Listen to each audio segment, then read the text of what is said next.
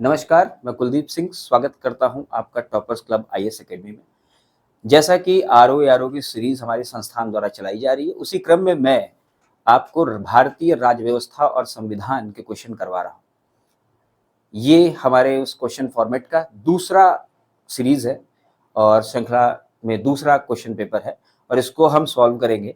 इसमें वही क्वेश्चन को शामिल किया गया है जो कि बहुत ज़्यादा महत्वपूर्ण है। क्वेश्चनों की संख्या बहुत ज़्यादा नहीं होगी, बहुत छोटा सा वीडियो होगा पर जानकारी खूब ढेर सारी होगी। इसको आपको अच्छे से करना है और पूरा वीडियो देखना है। ठीक है, चलिए लेते हैं सबसे पहले अपना क्वेश्चन। तो सबसे पहला क्वेश्चन हम देखें तो हमारे पास आता है कि एक वर्ष में लोकसभा के आमतौर पर कितने सत्र आयोजित किए जाते हैं। हम सभी को पता है कि ये क्वेश्चन आए हुए क्वेश्चन है, लेकिन इनका फॉर्मेट चेंज हुआ है और वर्तमान समय पे फॉर्मेट चेंज करने का बहुत ज्यादा चलन भी चल रहा है। आपने देखा होगा कि लोकसभा के सत्रों से जब क्वेश्चन आता है तो कहता है कम से कम कितने सत्र होने चाहिए, पर यहां क्या लिखा हुआ है? यहां लिखा हुआ है आमतौर पर कितने सत्र आयोजित किए जाते हैं। तो इसको क्वेश्चन का आंसर हमारा क्या हो जाएगा? 3 सत्र। अब 3 सत्र कौन कौन से, इनके बारे में भी जानकारी ले लेते हैं। देखिए, एक है ग्रीष्मकालीन, एक है शीतकालीन और एक है मानसून सत्र। तो इस क्वेश्चन को आप ध्यान से पढ़ेंगे। जब भी कभी कम से कम पूछा जाएगा तो कम से कम का आंसर क्या हो जाएगा? 2। वर्ष भर में कम से कम 2 सत्र तो आयोजित होने आवश्यक ही, परंतु आमतौर पे अगर पूछा जाए तो इसका आंसर क्या हो जाएगा? 3। और यहीं पे गलत होता है। चलिए अगला क्वेश्चन लेते हैं। अगला क्वेश्चन क्या कहता है? लोकसभा के पहले सत्र की शुरुआत को हुई, यानी डेट पूछ रहा है आपसे। तो ऑप्शन दे रखा है 26 जनवरी 1950, 15 अगस्त 1947, 15 अगस्त 1951 और इसका जो आंसर है वो है 13 मई 1952।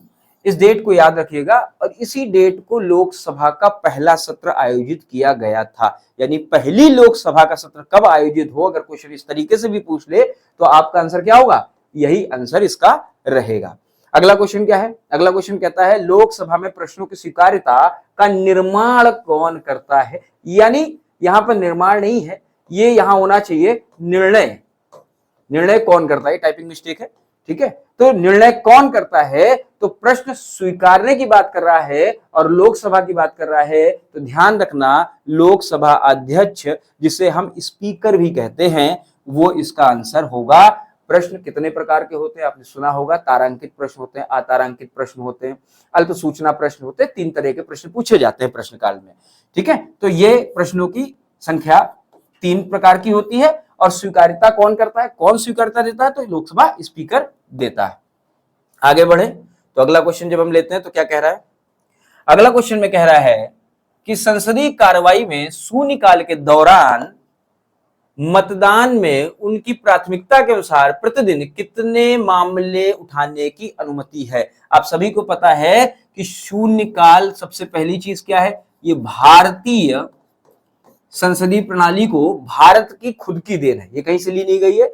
ये पहले क्या था? शून्यकाल जो है ये प्रेस यानी मीडिया द्वारा ये बताया गया, ये नाम जो है उसका मीडिया द्वारा दिया गया, क्योंकि ये शुरू कब होता है? ये 12 बजे से शुरू होता है।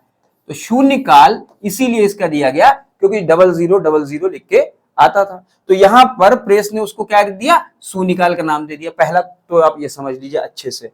उसके बाद क्या कह रहा है कि प्रतिदिन कितने मामले उठाए जा सकते हैं। और हाँ, एक चीज और बताता चलूं कि शून्यकाल जस्ट प्रश्नकाल के बाद का काल होता है।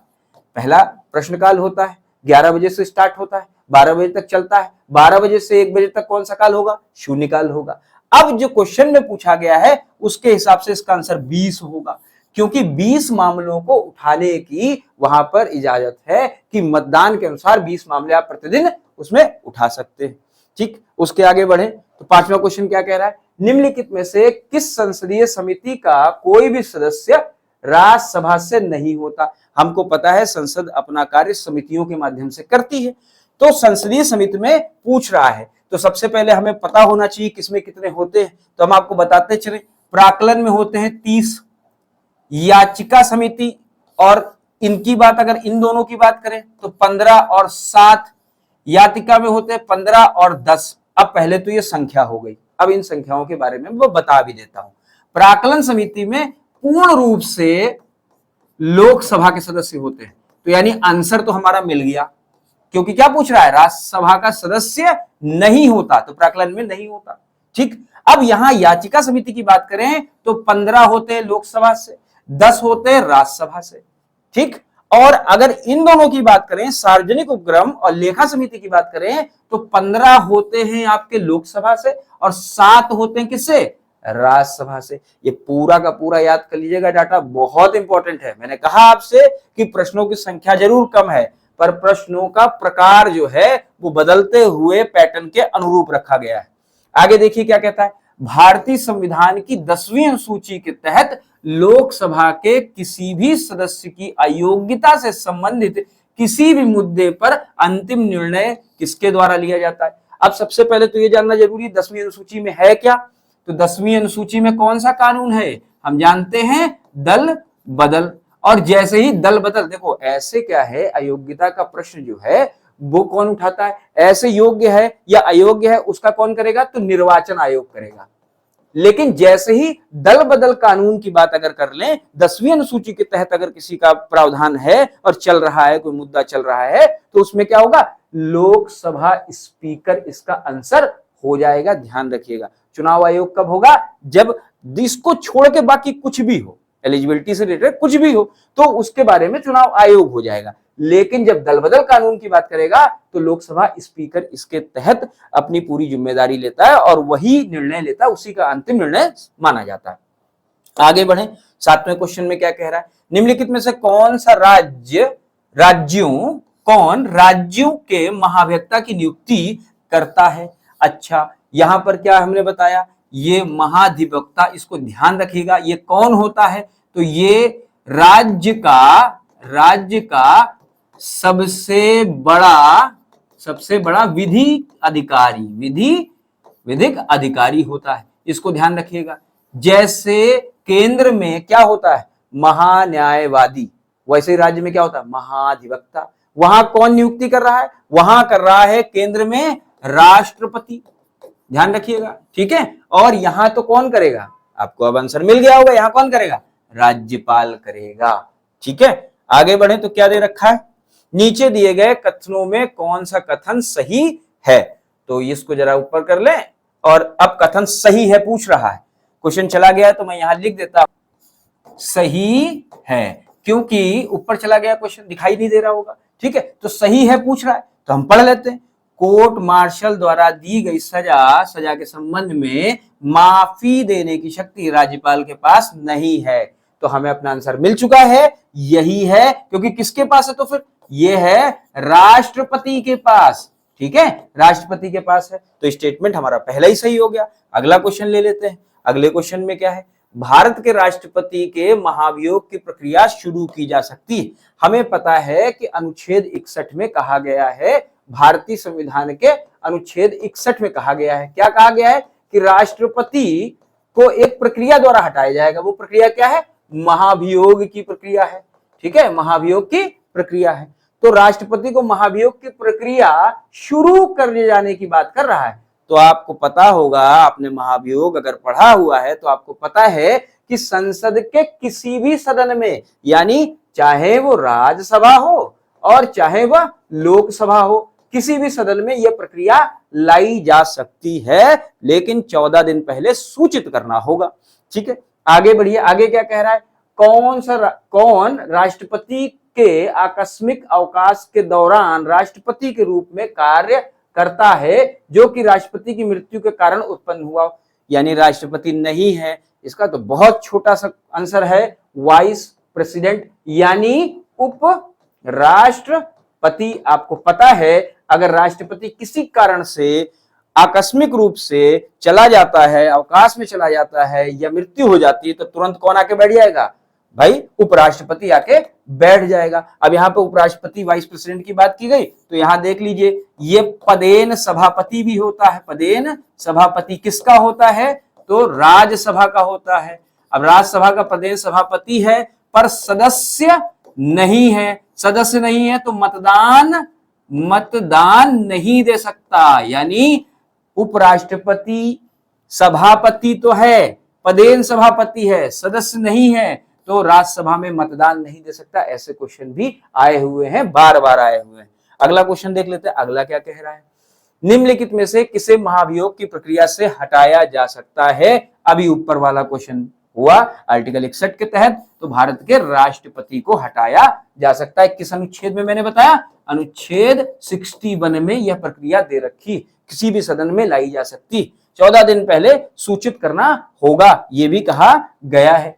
आगे बढ़े, आगे क्या कह रहा है, क्वेश्चन नंबर 12।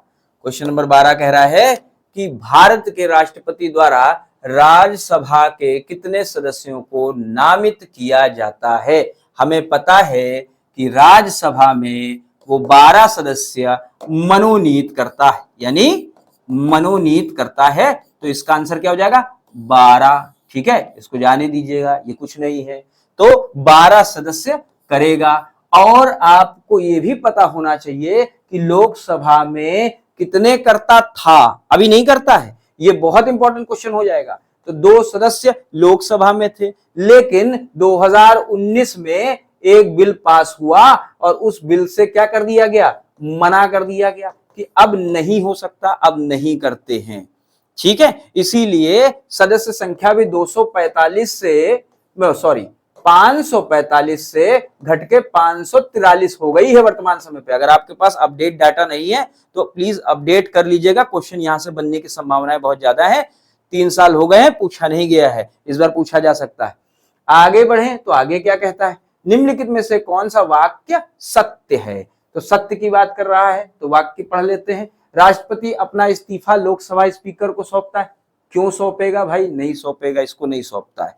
ठीक है, राष्ट्रपति अपना इस्तीफा उपराष्ट्रपति को सौंपता है, बिल्कुल सही, यही सत्य स्टेटमेंट है। और उपराष्ट्रपति किसको सौंपेगा, तो ये राष्ट्रपति को सौंपेगा। ये दोनों आपस में एक दूसरे को इस्तीफा देने की पावर रखते हैं। ठीक है, ये आपका क्वेश्चन हो गया, क्वेश्चन नंबर 13। 14 देखते हैं, निम्नलिखित में से कौन सा वाक्य सही है। फिर पूछा सही है, देखते हैं।